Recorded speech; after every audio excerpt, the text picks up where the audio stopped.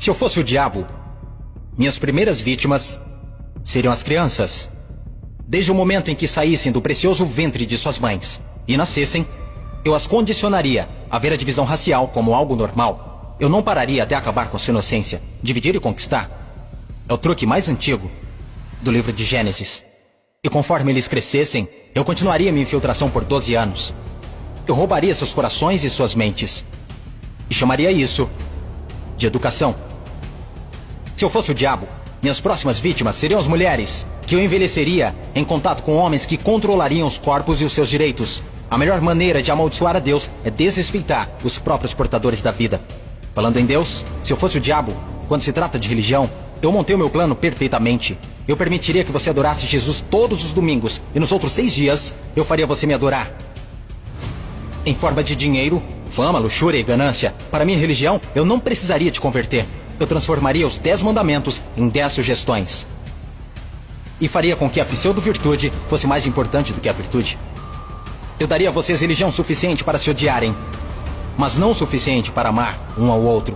E para minha estratégia final do mal, eu faria você esquecer que todo o propósito da religião é a espiritualidade. Se eu fosse o diabo, eu não viria vestido com a capa vermelha e chifres pontudos. Dirigiria um carrão, teria um rosto bonito e um cinto Gucci. Basicamente, eu tomaria a forma de tudo que você sempre desejou e veria você criar o seu próprio inferno. Eu não preciso incendiar a terra. E no que diz respeito aos políticos, eu não mudaria nada.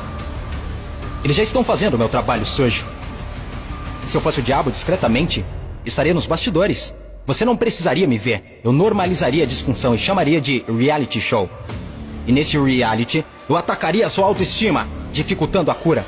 Eu te mostraria imagens de corpos falsos e os tornaria mais atraentes do que os reais. Se eu fosse o diabo, eu faria você rezar para a tecnologia e idolatrar aqueles que criaram. Eu faria da influência a droga número 1 e roubaria milhões de almas perdidas enquanto eles a perseguem. Agora, se eu fosse o diabo, não faria tudo de uma vez. Eu tenho meu tempo. Em vez disso, eu corroeria a sua moral, pouco a pouco.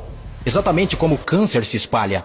Por falar em câncer, se eu fosse o diabo, te alimentaria com alimentos saborosos que o deixariam doente e transformaria seus médicos em traficantes de drogas, vendendo pílulas que o fariam voltar ao invés de curar. Sim, se eu fosse Lúcifer, saberia que a vida e a morte estão na língua.